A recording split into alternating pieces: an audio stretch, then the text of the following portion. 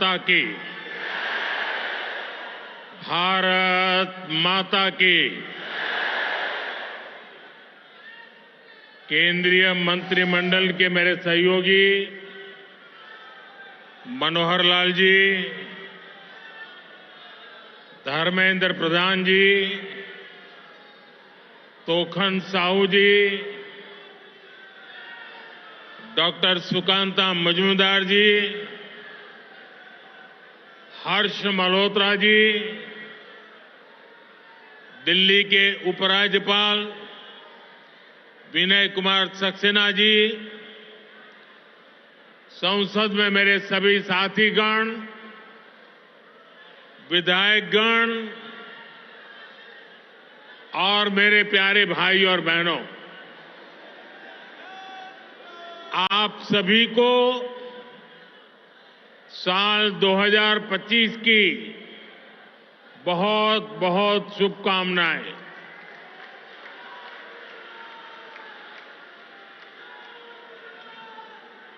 साल 2025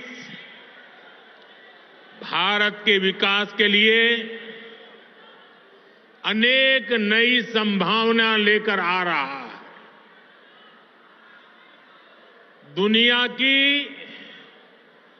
तीसरी बड़ी आर्थिक ताकत बनने की तरफ हमारी यात्रा इस वर्ष और तेज होने वाली है। आज भारत दुनिया में राजनीतिक और आर्थिक स्थिरता का प्रतीक बना है। साल 2025 में भारत की ये भूमिका और सशक्त होगी। ये वर्ष विश्व में भारत की अंतर्राष्ट्रीय छवि को और सशक्त करने का वर्ष होगा। ये वर्ष भारत को दुनिया का बड़ा मैन्युफैक्चरिंग हब बनाने का वर्ष होगा। ये वर्ष युवाओं को नए स्टार्टअप और एंटरप्रेन्योरशिप में तेजी से आगे बढ़ाने का वर्ष होगा। ये वर्ष कृषि क्षेत्र में नए कीर्तिमानों का वर्ष होगा। ये वर्ष विमेन लेड डेवलपमेंट के हमारे मंत्र को नई ऊंचाई देने का वर्ष होगा। ये वर्ष ईज ऑफ लिविंग बढ़ाने, क्वालिटी ऑफ लाइफ बढ़ाने का वर्ष होगा। आज का ये कार्यक्रम भी इसी संकल्प का एक हिस्सा है। साथियों, आज जिन परियोजनाओं का शिलान्यास और लोकार्पण हुआ है, उनमें गरीबों के घर हैं, स्कूल और कॉलेज से जुड़े प्रोजेक्ट्स हैं। मैं आप सभी को बहुत बहुत बधाई देता हूं। विशेष रूप से मैं उन साथियों को, उन माताओं बहनों को बधाई देता हूं जिनकी एक तरह से अब नई जिंदगी शुरू हो रही है। झुग्गी की जगह पक्का घर, किराए के घर की जगह अपना घर, ये नई शुरुआत ही तो है। जिनको ये घर मिले हैं, ये उनके स्वाभिमान का घर है, ये आत्मसम्मान का घर है, ये नई आशाओं, नए सपनों का घर है। मैं आप सभी की खुशियों में आपके उत्सव का हिस्सा बनने ही आज यहां आया हूं। और आज जब यहां आया हूं तो काफी पुरानी यादें ताजा होना बहुत स्वाभाविक है। आप में से शायद कुछ लोगों को पता होगा, जब आपातकाल का समय था, देश इंदिरा गांधी के तानाशाही रवैये के खिलाफ लड़ाई लड़ रहा था। इमरजेंसी के खिलाफ एक लड़ाई चल रही थी। उस समय मेरे जैसे बहुत साथी अंडरग्राउंड मूवमेंट का हिस्सा थे और उस समय ये अशोक विहार मेरा रहने का स्थान हुआ करता था।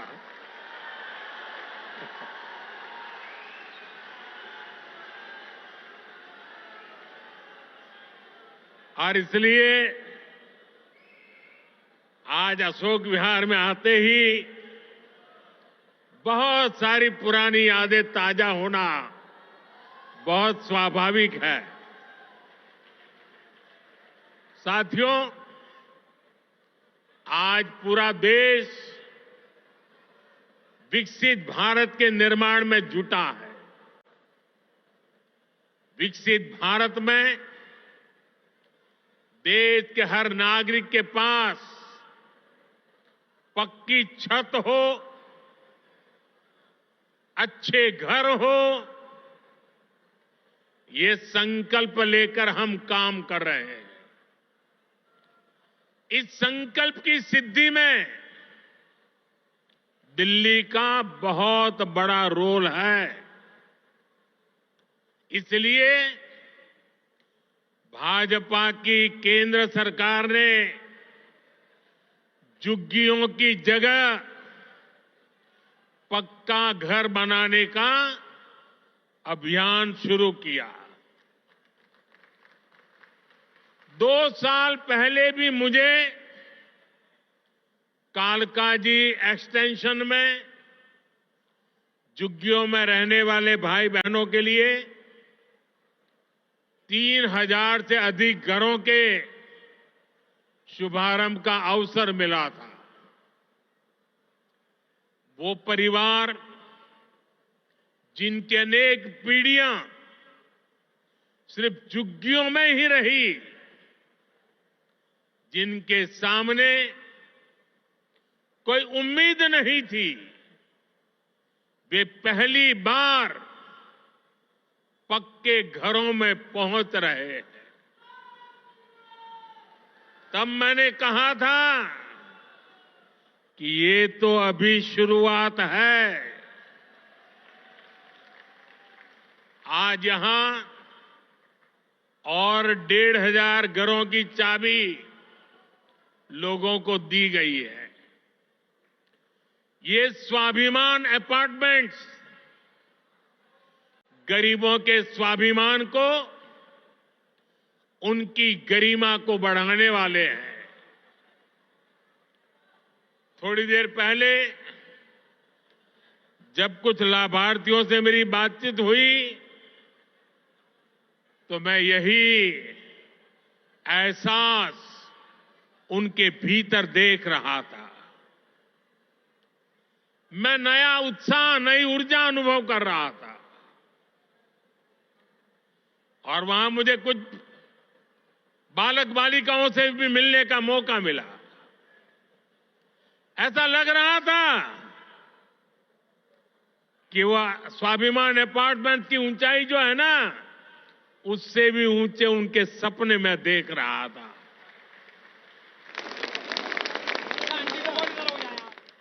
और साथियों, इन घरों के मालिक भले ही दिल्ली के अलग अलग लोग हों, लेकिन ये सब के सब मेरे परिवार के ही सदस्य हैं।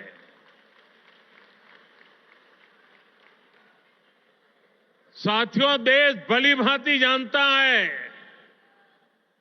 कि मोदी ने कभी अपने लिए घर नहीं बनाया।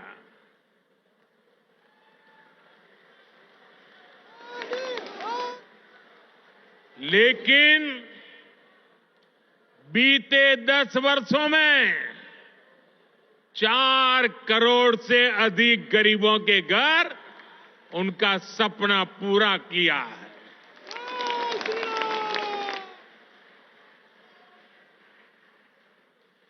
मैं भी कोई शीश महल बना सकता था,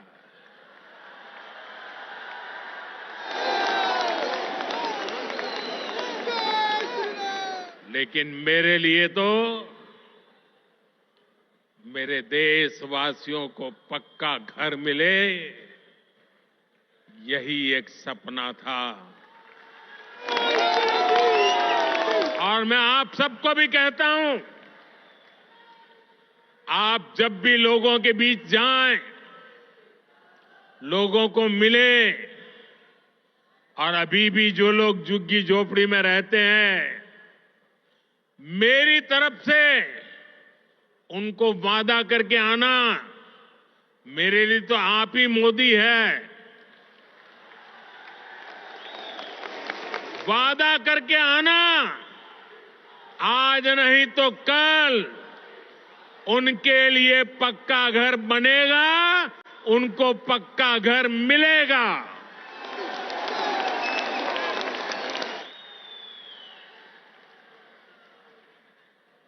गरीबों के इन घरों में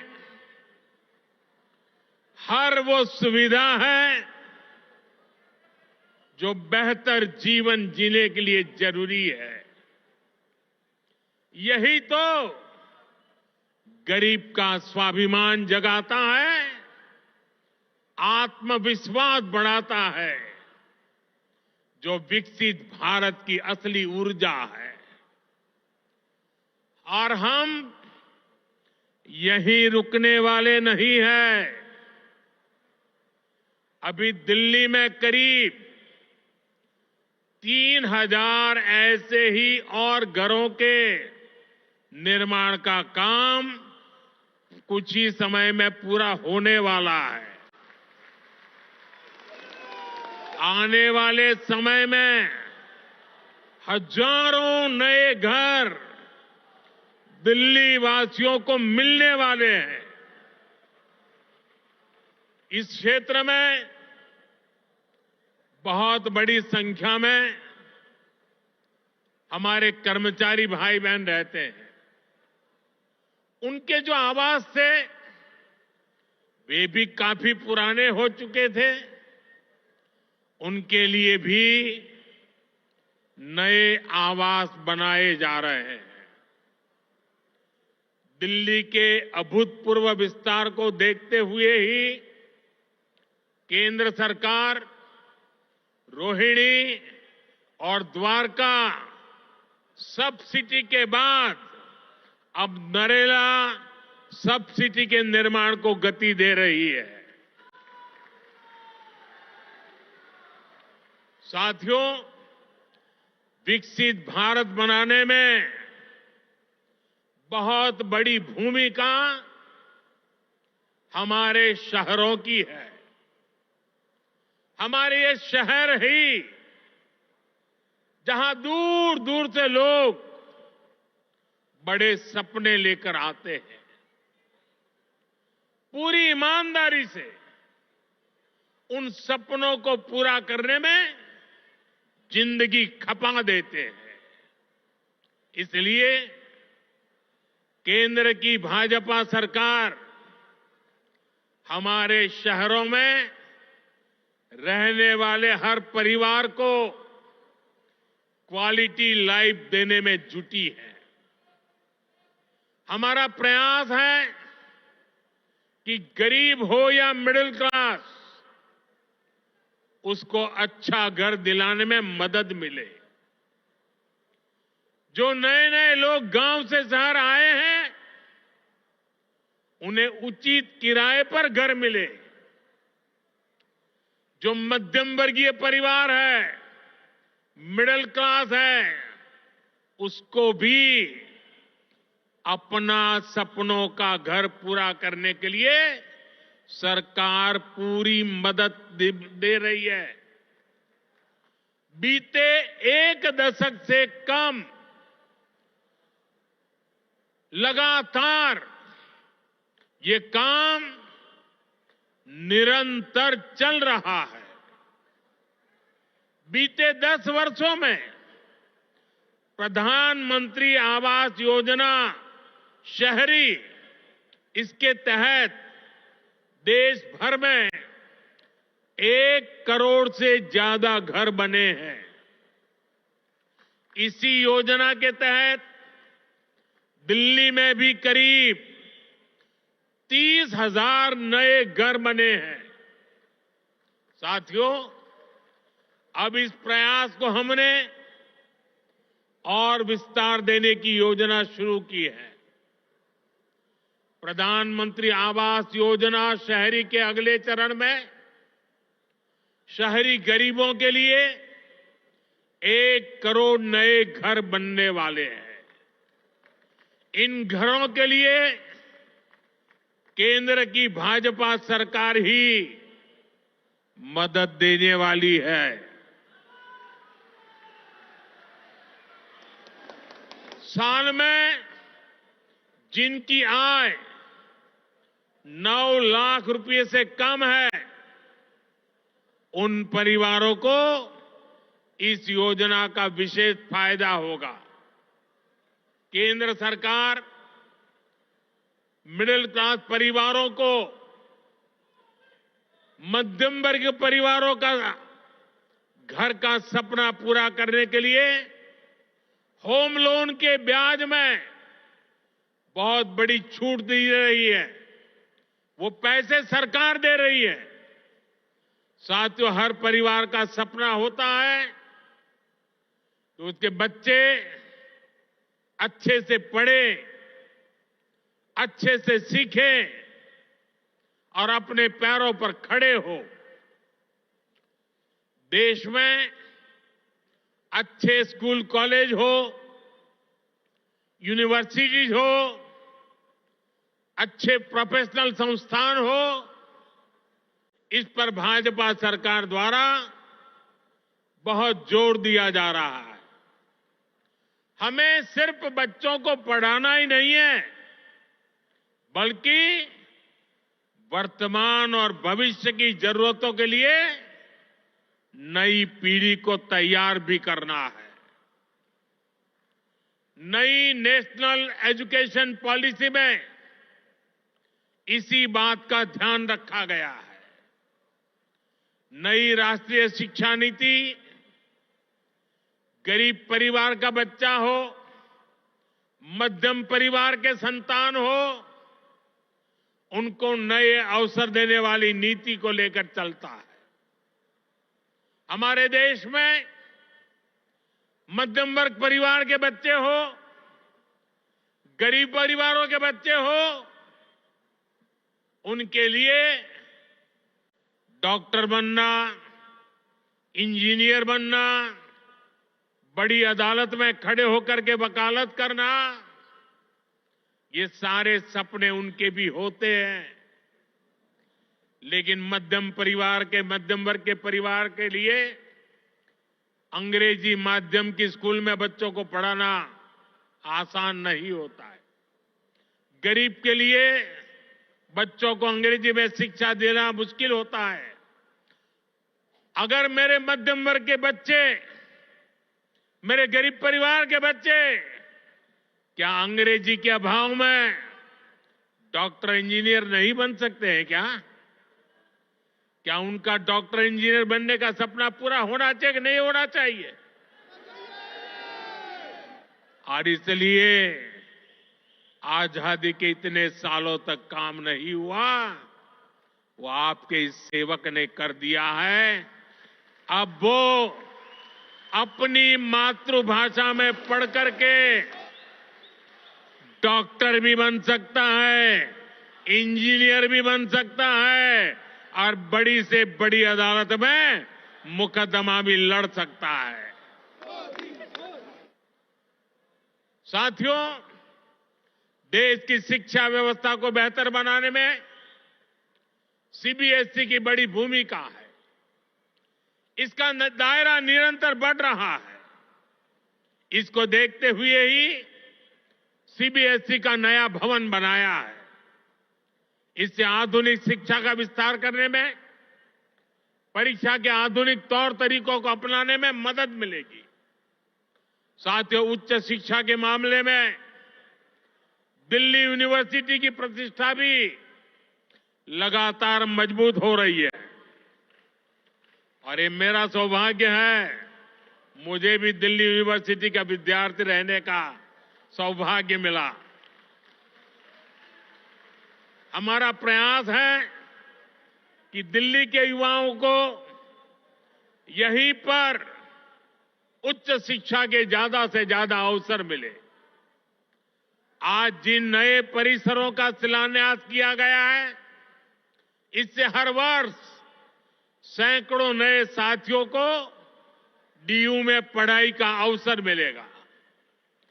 डीयू के पूर्वी कैंपस और पश्चिमी कैंपस का इंतजार लंबे समय से हो रहा था। अब ये इंतजार खत्म होने जा रहा है। सूरजमल विहार में पूर्वी कैंपस और द्वारका में पश्चिमी कैंपस पर अब तेजी से काम होगा। वहीं नजफगढ़ में वीर सावरकर जी के नाम पर नया कॉलेज भी बनने जा रहा है। साथियों, एक तरफ दिल्ली में शिक्षा व्यवस्था के लिए केंद्र सरकार के प्रयास हैं, वहीं दूसरी तरफ यहां की राज्य सरकार का कोरा झूठ भी है। दिल्ली में जो लोग राज्य सरकार में पिछले 10 साल से उन्होंने यहां की स्कूली शिक्षा व्यवस्था को बहुत नुकसान पहुंचाया है। हालात ये हैं कि समग्र शिक्षा अभियान के तहत जो पैसे भारत सरकार ने दिए,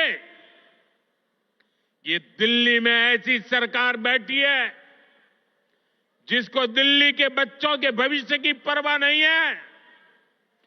जो पैसे शिक्षा के लिए भारत सरकार ने दिए, आधे पैसे भी पढ़ाई के लिए खर्च नहीं कर पाए लोग।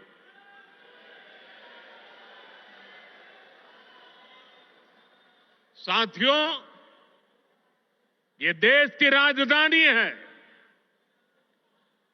दिल्ली वासियों का हक है, उनकी सुशासन की कल्पना की है, सुशासन का सपना देखा है। लेकिन बीते 10 वर्षों से दिल्ली एक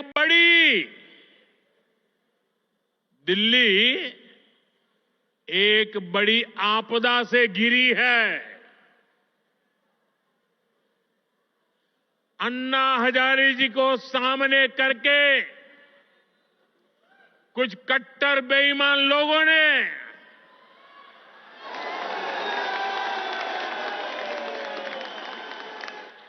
दिल्ली को आपदा में धकेल दिया। शराब के ठेकों में घोटाला, बच्चों के स्कूल में घोटाला, गरीबों के इलाज में घोटाला, प्रदूषण से लड़ने के नाम पर घोटाला, भर्तियों में घोटाला। ये लोग दिल्ली के विकास की बात करते थे, लेकिन ये लोग आप आपदा बनकर दिल्ली पर टूट पड़ी है। ये लोग खुलेआम भ्रष्टाचार करते हैं और उसका महिमा मंडन भी करते हैं। एक तो चोरी, ऊपर से सीना चोरी। ये आपदा दिल्ली पर आई है और इसलिए दिल्ली वालों ने आपदा के विरुद्ध जंग छेड़ दी है। दिल्ली का वोटर दिल्ली को आपदा से मुक्त करने की ठान चुका है। दिल्ली का हर नागरिक कह रहा है, दिल्ली का हर बच्चा कह रहा है, दिल्ली की हर गली से आवाज आ रही है, आपदा को नहीं सहेंगे, बदल के रहेंगे। आपदा को नहीं सहेंगे, आपदा को नहीं सहेंगे,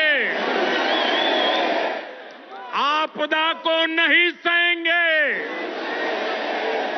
आपदा को नहीं सहेंगे। साथियों, दिल्ली देश की राजधानी है। बड़े खर्चे वाले बहुत से काम यहां जो होते हैं वो भारत सरकार, केंद्र सरकार के जिम्मे है।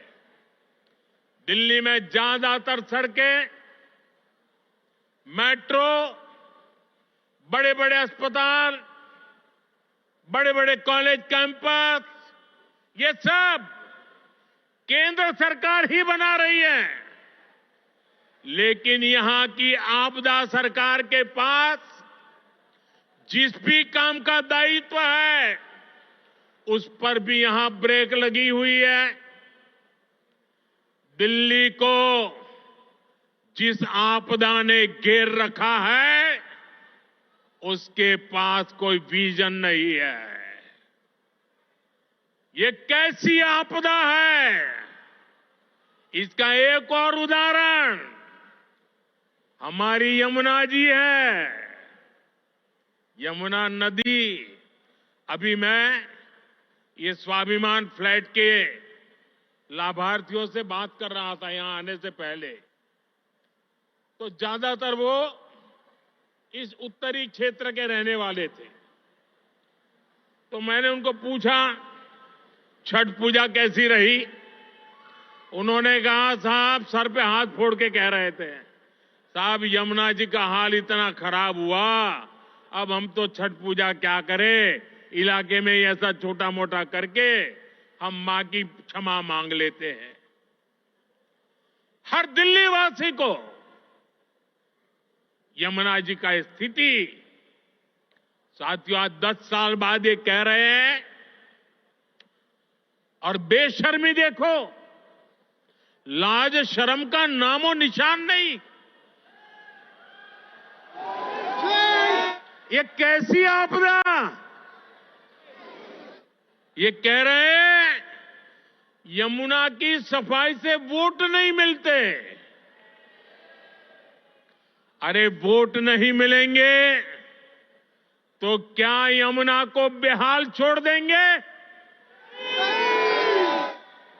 यमुना जी की सफाई नहीं होगी तो दिल्ली को पीने का पानी कैसे मिलेगा?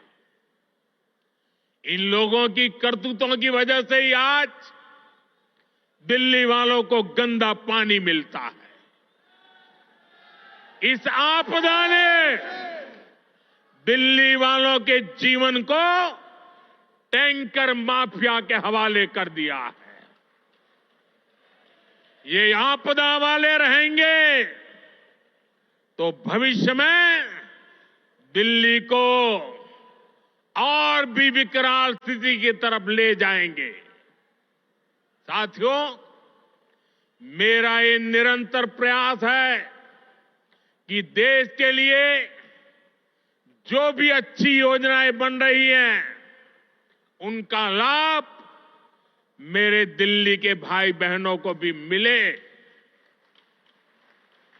केंद्र की भाजपा सरकार की योजनाओं से गरीब और मध्यम वर्ग को सुविधाएं भी मिल रही हैं और पैसे भी बच रहे हैं। साथियों, केंद्र की भाजपा सरकार बिजली का बिल 0 कर रही है और इतना ही नहीं, बिजली से कमाई के अवसर भी दे रही है। पीएम सूर्य घर मुफ्त बिजली योजना से हर परिवार आज बिजली उत्पादक बन रहा है। भाजपा सरकार हर इच्छुक परिवार को 78,000 रुपीज, करीब 75-80 हजार रुपये एक परिवार को सोलर पैनल लगाने के लिए 75-80 हजार रुपये दे रही है।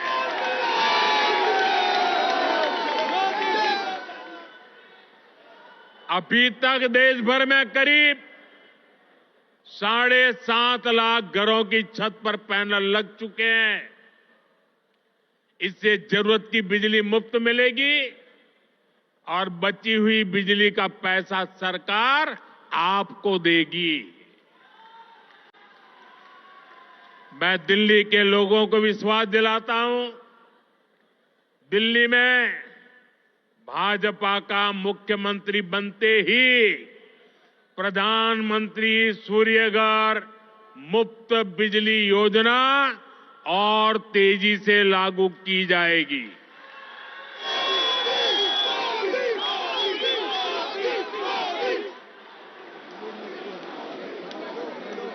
साथियों, आज दिल्ली के करीब 75 लाख जरूरतमंदों को भारत सरकार मुफ्त राशन दे रही है। एक देश एक ration card, one nation one ration card योजना ने दिल्ली के लोगों की बड़ी मदद की है। वरना कुछ साल पहले तक तो दिल्ली में राशन कार्ड बनाना तक मुश्किल था। पुराने अखबार निकाल के देखिए क्या क्या होता था। आपदा वाले तो राशन कार्ड बनाने में भी घूस लेते थे। आज घूसखोरी का रास्ता भी बंद हुआ है और राशन के खर्च में भी बचत हो रही है। साथियों, दिल्ली के गरीब हो, मध्यम वर्गीय परिवार हो, उनको सस्ती दवाएं मिले, इसके लिए करीब 500 जन औषधि केंद्र यहां दिल्ली में बनाए गए हैं। इन केंद्रों पर 80% से अधिक डिस्काउंट पर दवाएं उपलब्ध है। 100 रुपये की दवाई 15 रुपया 20 रुपये में मिलती है। इन सस्ती दवाओं से दिल्ली के लोगों को हर महीने हजारों रुपये की बचत हो रही है। साथियों, मैं तो दिल्ली वालों को मुफ्त इलाज की सुविधा देने वाली आयुष्मान योजना का भी लाभ देना चाहता हूं, लेकिन आपदा सरकार को दिल्ली वालों से बड़ी दुश्मनी है। वे पूरे देश में आयुष्मान योजना लागू है, लेकिन इस योजना को आपदा वाले यहां लागू नहीं होने दे रहे। इसका नुकसान दिल्ली वालों को उठाना पड़ रहा है। और सबसे बड़ी बात, हमारे दिल्ली के व्यापारी देश भर में जाते आते रहते हैं, दिल्ली के प्रोफेशनल देश भर में जाते आते रहते हैं, दिल्ली के नौजवान देश भर में जाते आते रहते हैं, घूमने फिरने जाते हैं। हिंदुस्तान के किसी कोने में गए और कुछ हो गया, अगर आयुष्मान कार्ड होगा तो कार्ड वहां पर भी आपकी ट्रीटमेंट की गारंटी बन जाएगा। लेकिन ये लाभ दिल्ली को नहीं मिल रहा है, क्योंकि दिल्ली की आपदा सरकार आपको आयुष्मान से जोड़ नहीं रही है। और इसलिए हिंदुस्तान में कहीं गए, कुछ हो गया, ये मोदी चाहते हुए भी आपकी सेवा नहीं कर पाता है, ये आपदा के पाप के कारण। साथियों, भाजपा सरकार 70 साल की आयु के ऊपर के बुजुर्गों को भी आयुष्मान योजना के दायरे में ले आई है। किसी भी परिवार का 70 साल से ऊपर का व्यक्ति, अब उनके बच्चों को उसकी बीमारी की चिंता नहीं करनी पड़ेगी, ये आपका बेटा उनकी चिंता करेगा। लेकिन मुझे बड़े दुख के साथ कहना पड़ रहा है कि बेटा दिल्ली के बुजुर्गों की कितनी सेवा करना चाहे, लेकिन आपदा वालों ने दिल्ली के बुजुर्गों को उस सेवा से वंचित कर दिया है, फायदा नहीं ले पा रहे हैं। आपदा वालों का स्वार्थ, आपदा वालों की जीत, आपदा वालों का अहंकार आपके जीवन से वो ज्यादा बड़ा मानते हैं। साथियों, दिल्ली के लोगों के लिए भारत सरकार पूरी संवेदनशीलता से काम कर रही है। दिल्ली की अनेकों कॉलोनियों को रेगुलर करके भाजपा सरकार ने लाखों लोगों की चिंता दूर की है। लेकिन यहां की आपदा सरकार ने, यहां की राज्य सरकार ने उन्हें आपदा का शिकार बना डाला। केंद्र की भाजपा सरकार लोगों की मदद के लिए स्पेशल सिंगल विंडो कैंप चला रही है, लेकिन आपदा सरकार इन कॉलोनियों में पानी की, सीवर की सुविधाएं तक ठीक से नहीं दे रही है। इसके चलते लाखों दिल्ली वासियों को बहुत परेशानी हो रही है। घर बनाने में लाखों रुपए लगाने के बाद भी अगर सीवर ना हो, नालियां टूटी हो, गली में गंदा पानी बहता हो, तो दिल्ली के लोगों का दिल दुखना बहुत स्वाभाविक है। जो लोग दिल्ली के लोगों से विश्वासघात करके, झूठी कस्में खाके अपने लिए शीश महल बनवा लेते हैं, उनसे जब यह आपदा जाएगी और भाजपा आएगी तो इन सारी समस्याओं का समाधान भी किया जाएगा। साथियों, आपको याद रखना है, जहां जहां आपदा का दखल नहीं है, वहां हर काम अच्छे से होता है। आपके सामने डीडीए, दिल्ली डेवलपमेंट अथॉरिटी का उदाहरण है। डीडीए में आपदा का उतना दखल नहीं है। इसके कारण डीडीए गरीबों और मध्यम वर्ग के लिए नए घर बना पा रही है। दिल्ली के हर घर तक पाइप से सस्ती गैस पहुंचाने का काम तेजी से चल रहा है। ये काम भी इसलिए हो पा रहा है क्योंकि इसमें भी आपदा की दखल नहीं है। दिल्ली में इतने सारे हाईवे बन रहे हैं, एक्सप्रेसवे बन रहे हैं, ये भी इसलिए बन पा रहा है क्योंकि इसमें आपदा की दखल नहीं है। साथियों, आपदा वाले दिल्ली को सिर्फ समस्याएं दे सकते हैं, वहीं भाजपा दिल्ली के लोगों की समस्याओं का समाधान करने में जुटी है। 2 दिन पहले ही हमारे दिल्ली के 7 एमपी हमारे सांसद ने यहां की ट्रैफिक की समस्या को दूर करने के लिए अहम सुझाव भारत सरकार को दिए हैं।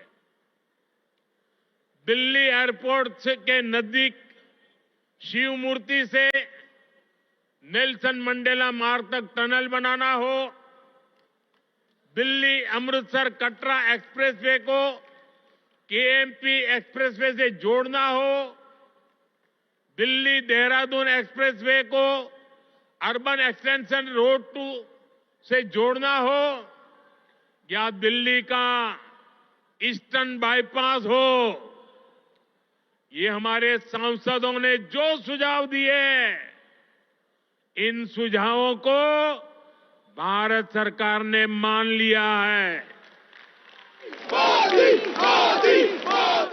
इन पर सैद्धांतिक सहमति दे दी है। इनसे आने वाले समय में दिल्ली में ट्रैफिक की समस्या का समाधान होगा।